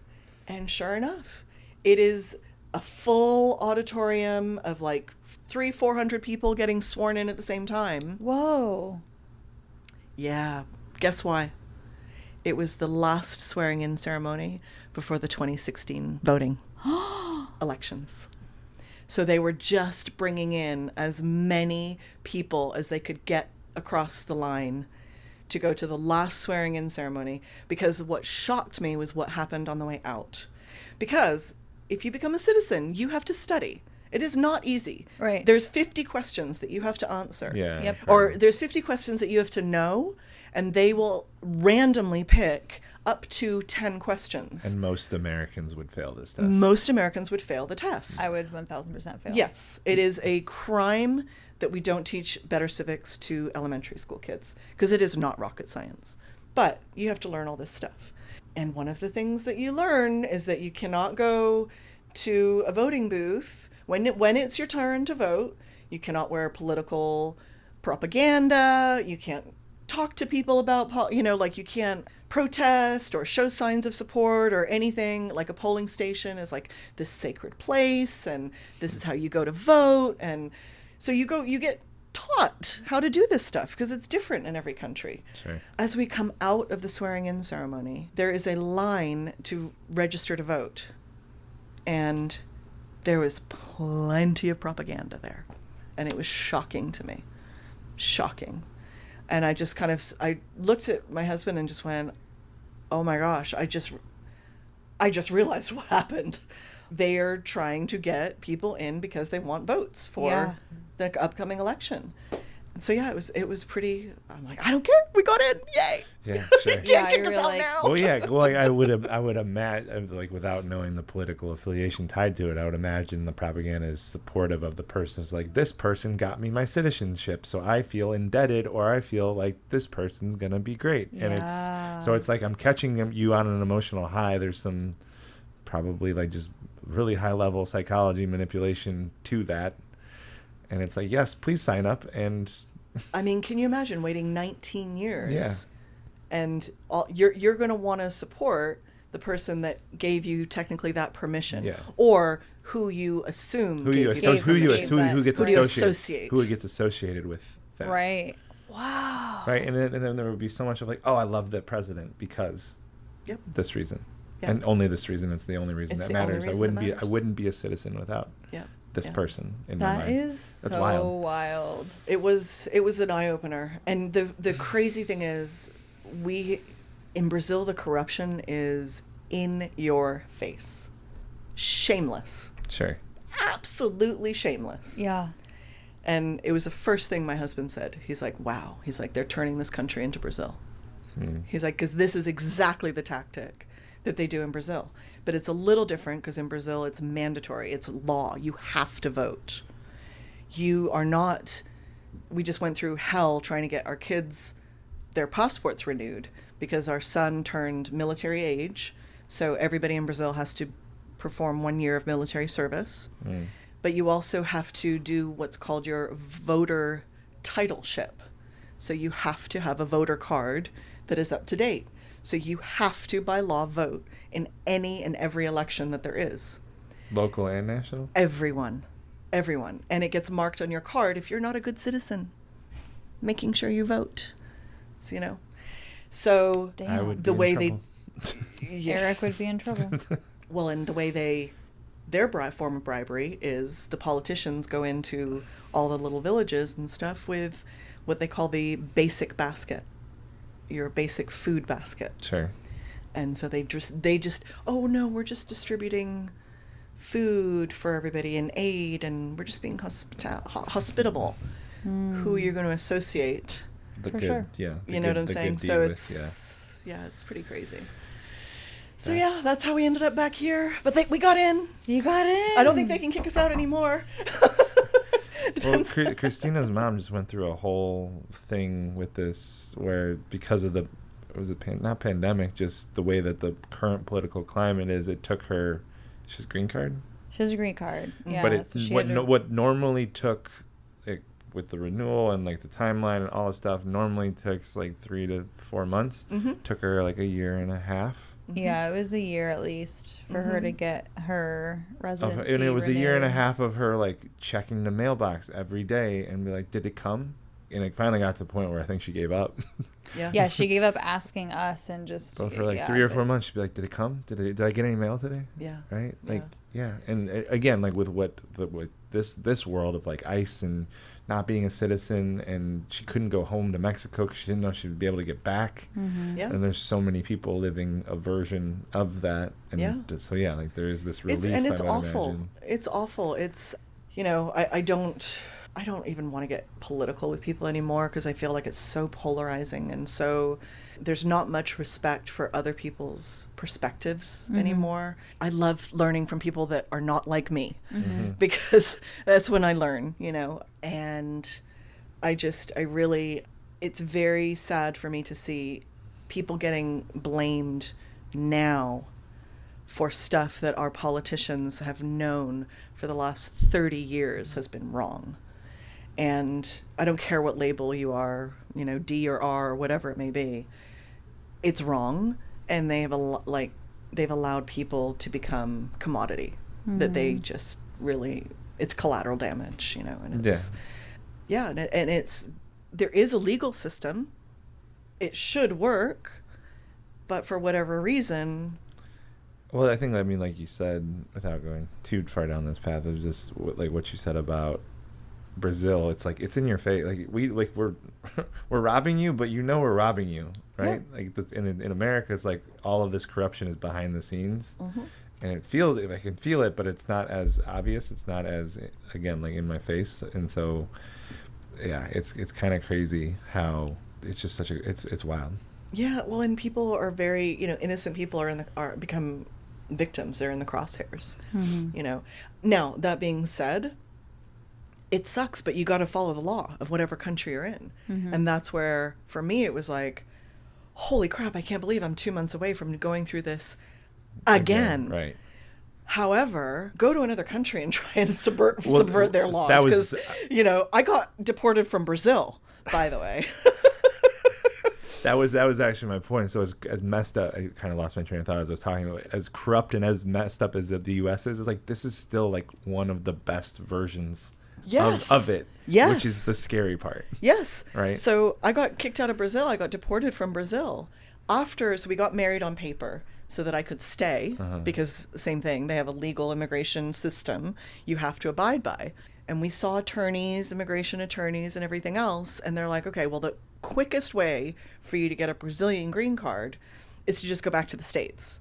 Go back to the States, get it, and come, like in a month, you'll get it. I was like, sweet, I'll go back to the States for a month, visit my parents, get my green card, and I'll be back in no time. Literally, my attorneys walking me through, because there's a couple parts of the immigration in Brazil, the immigration officer stamping my passport with the biggest smile on his face, mofo. Because I get to here, and I get to the Brazilian consulate in Los Angeles like 3 days later, and I'm like, I just need to renew my green card, visa, blah, blah, blah. She looked at my passport. She's like, they deported you. Oh my God. I'm like, what are you talking about? They deported me. She's like, it's stamped right here. They deported you on this day. Did you just arrive here? I'm like, yeah. Oh, What do you mean? Honest to God, I'm like, I've avoided getting deported from the U.S. and now I get deported from Brazil. Like, don't talk to me about immigration. Oh my gosh. So I had to wait here for 2.5 months because I had to go through the deportation process and then go through the green card process to get back to Brazil. Where, by the way, I had a job and a husband and a dog and a house and 2 cats and a life and, but poor Ricardo was just like, okay, thanks lawyers, thanks attorneys. I'm so glad we paid you guys a bunch of money to do nothing. To get you deported. Yeah. So a lot of money to get deported. and I swear every time I go to Brazil, it's still there. Wow. They look at it and they're like, oh, you again. You're back. Great. But yeah, so it's a mess, and I feel my heart goes out to people, but it sucks. It's people make laws. If you don't like them, vote for people that change them. That's all I can tell you, because we're all a victim of them in some way, shape, or form. Well, I'm glad that you're here. I'm glad that you made it to the U.S. You've got your citizenship. You're good. Same. You're good to go. I know. What it's a journey. Yeah, and I don't know. I feel like we're I always tell people my husband's probably the most patriotic American there ever was, because you have to earn it. It just means I think it's different. There's a lot of, we've had conversations recently about it's different if I emigrate here, I had learned the difference between emigrate and immigrate. I didn't know that they were different things, but when I immigrate into a country, it's like I earned my place here, and I know what it's like on the other side, and I like it here, and I want to stay, and I want to see this place be great. Yeah. And I moved from Chicago to California, and the people are from here. They're great, and they take the sunshine for granted. Yep. I've known what it's like to not have this all day, every day. That's my equivalent of it. Yeah, it's totally true. There's a level of appreciation. If you don't know any better, then sure. Yeah. Right? And most Americans don't know what it's like. Yeah. Mm-hmm. And again, and that's totally understandable, because when, the period of time that we were not supposed to be traveling, because our attorneys don't leave, they could just keep you out again, whatever. So we intentionally bought a toy hauler trailer and decided to just go find and go see as many national and state parks as we could with our kids. I would love to do that. And so we did that would be fun. every holiday for years, for like 10 years or longer, was just exploring this country. And frankly, I understood why people don't want to leave. Why they don't travel the world. Because why do you need to? You have desert and mountain and ocean and valley and green and any kind of, geographical variation. In the Midwest, and flat. That's what I mean.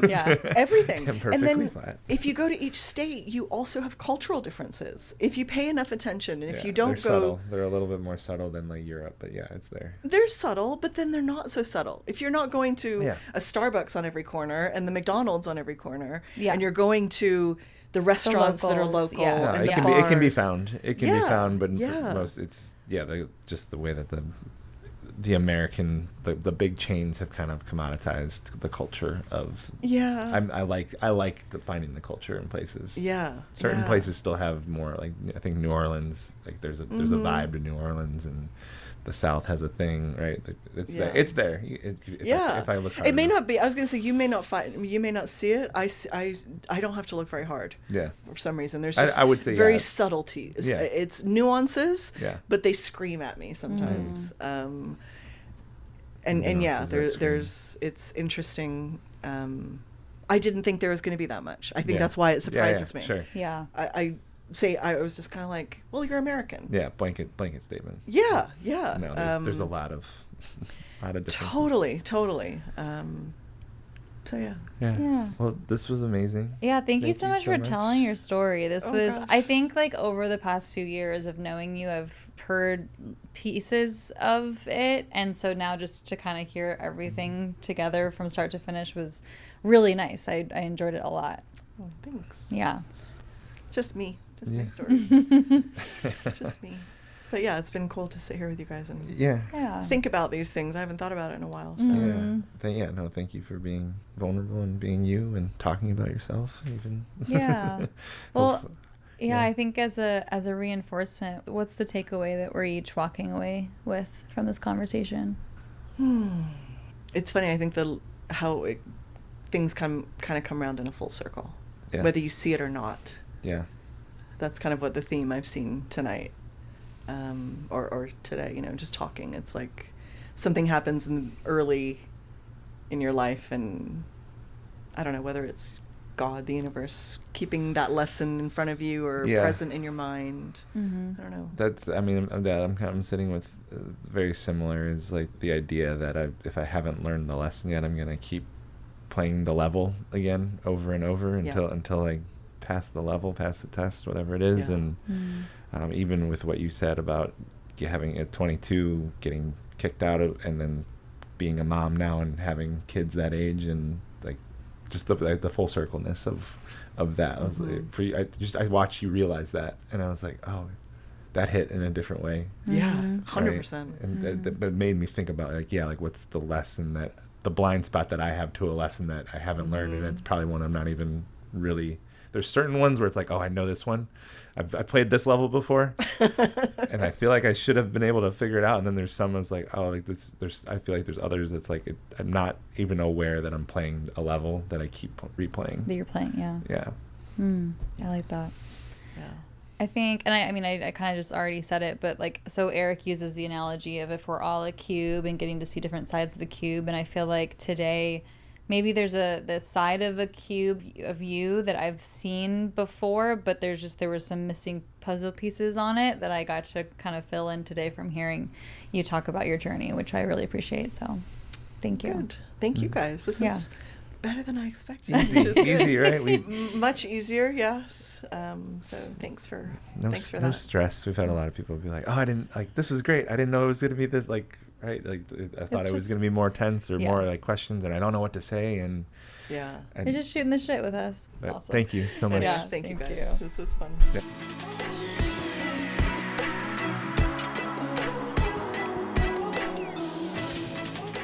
Deep dive for Sasha. Sasha Travassos? Sasha. Mufasa.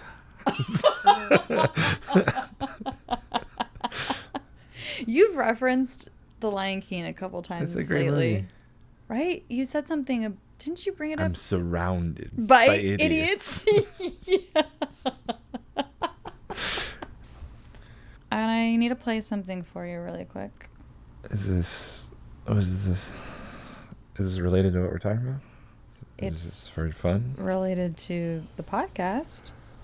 Am I ready for what's about to happen? For a while, like through high school, like grade school through high school, and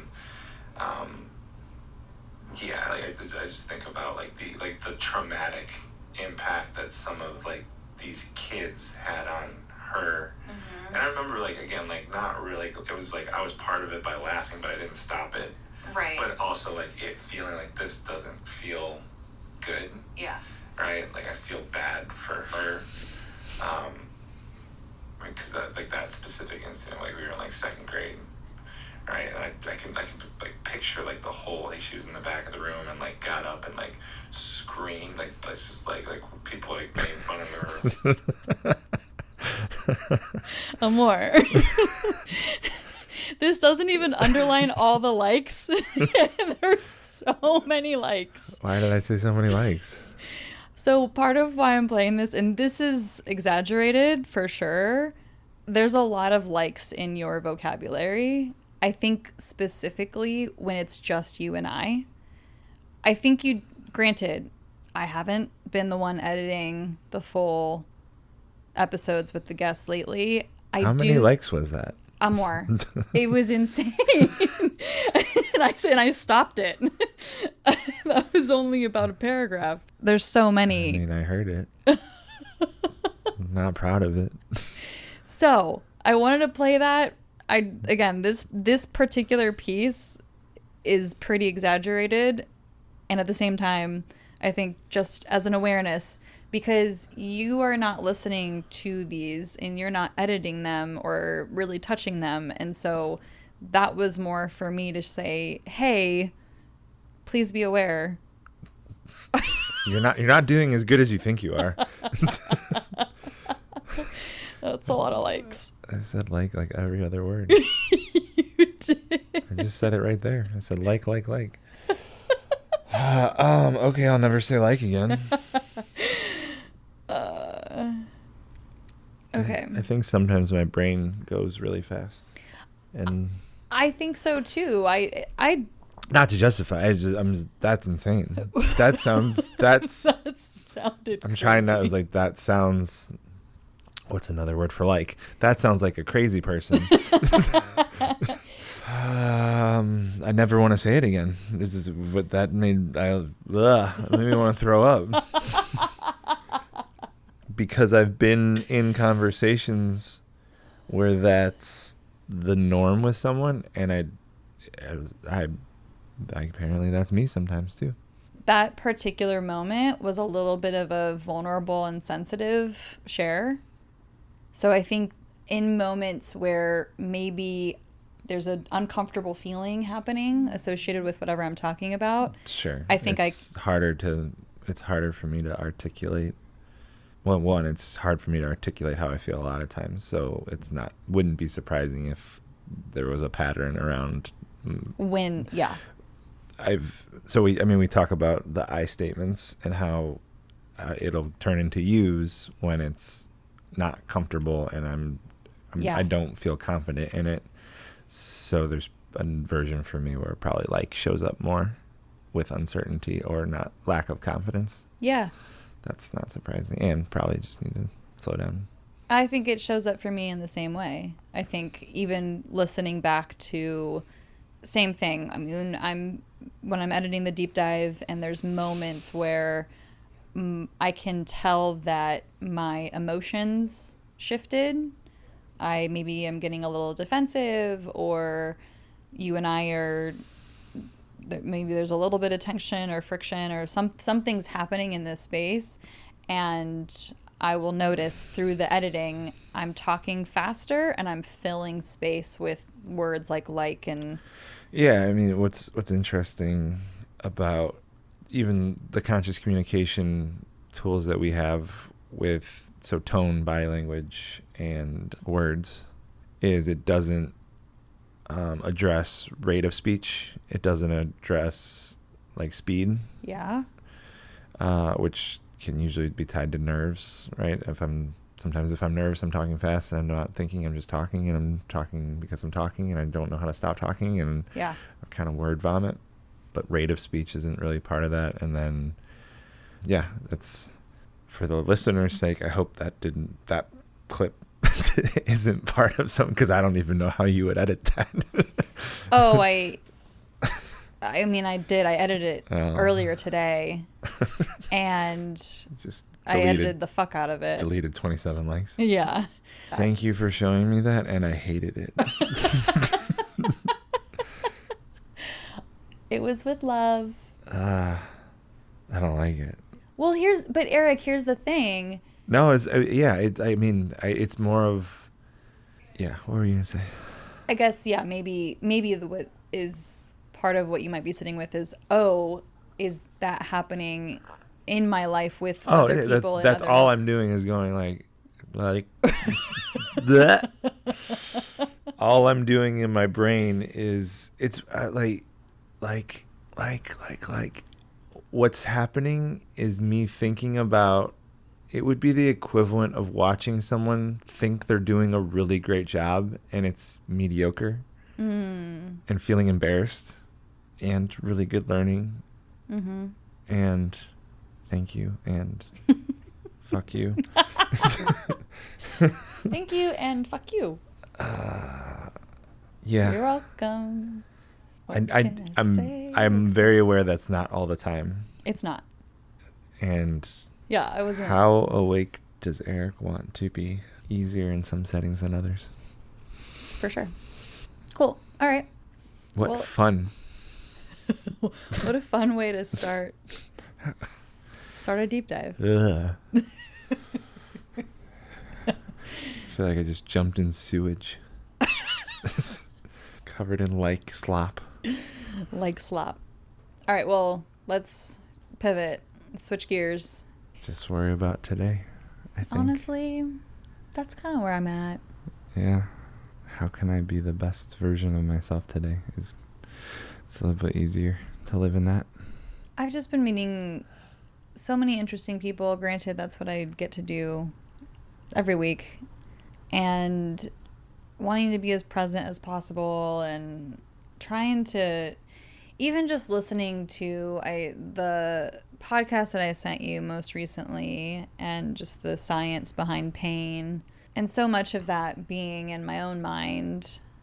And so my back problems, right? So by the definition I heard, I wondered, oh, do I have chronic pain?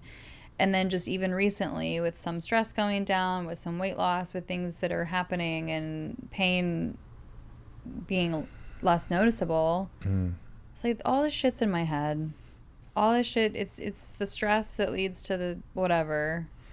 And the ways that we can take care of ourselves and take care of our bodies, and some of the things that have us stressed out when it's finances or filling events or whatever the thing is like, why the fuck do I need to stress about that? Like, it's not life threatening. No one's gonna die if we have 80 people versus 100 people at this STFC event. We're gonna live. We're gonna be alive. I'm not a freaking ER nurse or ER doctor. I literally have people's lives in front of me. The stakes are way lower in the shit that we're doing. I don't have this person might live or they might die in front of me. That's not what I'm dealing with. So why the fuck am I so stressed? What's stressing you out the most right now? Well, I feel like I've had a pretty zen week because of just Oh, this. good. Let's not talk about stress then. Well, I'm just saying, I think I've been realizing just more and more, like, there's been more reinforcements. There's been more, just the more I can be in my body, taking care of myself. Obviously, all the things that we know about sleep and what we consume and all of that. And then I think more recently, just realizing, yeah, it's going to be great. What we do is amazing. And the people who are in the space, the people who are part of it, fucking love it. So let's go have fun being the best that we can for the people who are here. What's the broken part of me that's like, yeah, but it could be better. And we haven't even done it yet. I think it starts with where we're at now, and it's, well, already feeling that we haven't reached the ticket sales that we had anticipated at this point in time or whatever, right? There's already milestones where it's, oh, but it could be better. Like, oh, like we could be sold out today and holy shit, right? And so there's always something that could be better. Sure. And if we reverse engineered it, it was like, cool, we had milestones and had some goals, and how were we tracking that along the way, and what was the things that we were doing along the way to make sure that we were hitting the goals, rather than getting to, oh shit, we're less than a month out and here's where we are, we're off track. right? Mm-hmm. What can we influence along the way? What can we do along the way Yeah. as a team? Yeah. Who's doing what by when, right? That's a big conversation for us to make sure that, so what, it's the same, what does on track mean for an event? Mm-hmm. I had a conversation recently. I was talking about some of my challenges with delegating and just some getting the team on the same page with stuff, and the response I got from the other person was, that's so cool. That's so cool that you care so much, and that's so cool that this is what you're trying to improve. And I was like, I don't think that's the last thing that I think about is how cool it is. Why? It was more of it was such a light and probably wouldn't even register as like a really genuine gift of, oh, that's available. That being thinking about it being cool. Just reframing it as how cool. And how yeah, you care. Yeah, too much sometimes, I think. Well, there's a lot of leaders who don't care. Is there such thing as too much care? Is that possible?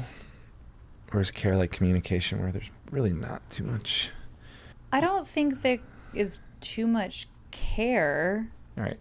I don't think there is. I'm talking through it in real time. It's just the way I show care can feel suffocating and feel overwhelming and maybe not the best. What? Give me an example of you showing suffocating care.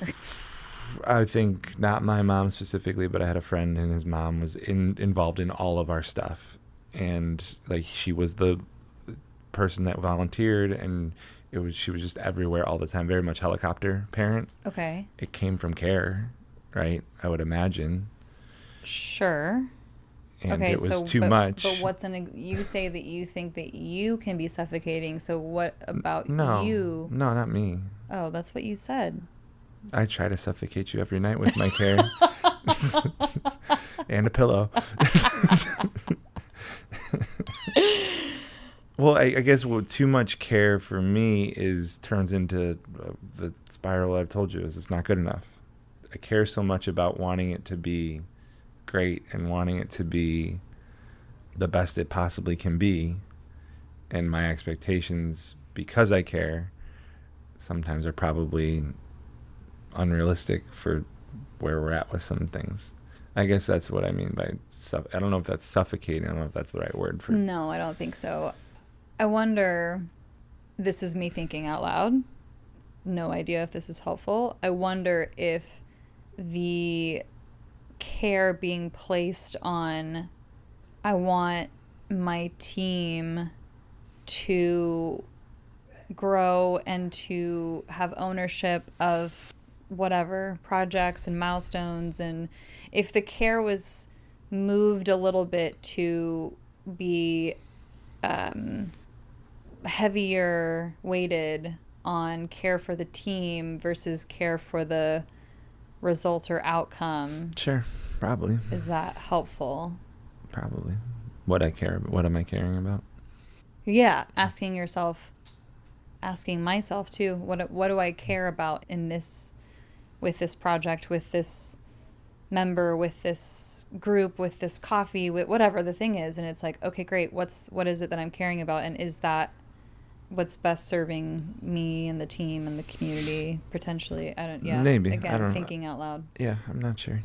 It's interesting. Yeah, where is that energy going? Where is it going towards? Is it going towards the quote unquote right thing?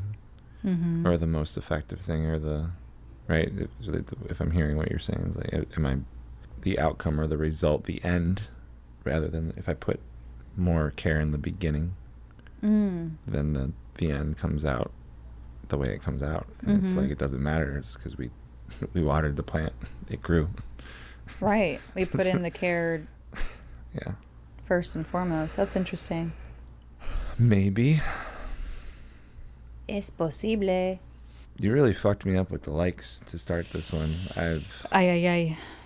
Haven't been able to stop thinking about it.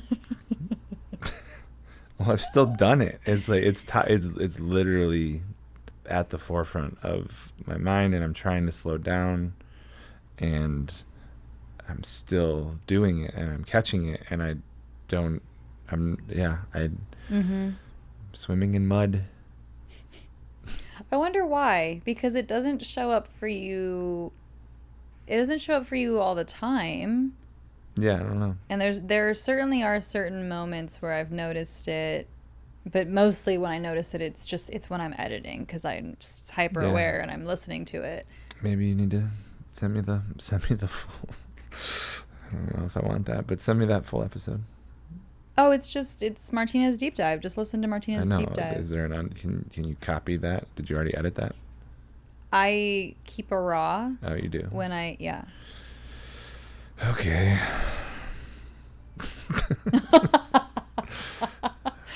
I'll give it. There's your homework. I'll give it a listen. It's actually probably giving it a read. I feel like the transcript is. Yeah, and it misses highlighting the majority of them. Ugh. Not the majority of them, but it misses highlighting a ton of them. 37 in this paragraph, and that's not even all of them? Is that what you're telling me? Correct. Ugh. It's a lot of likes. Well, I guess. Well, put her. Put her like there, bub. Wait, hold on. Put her there, bub. That was really hard for me to do. That's basically the way I have. There were several sentences that you played that I heard that version. Ooh. Cringy. Cringe. I hated it. Put her there.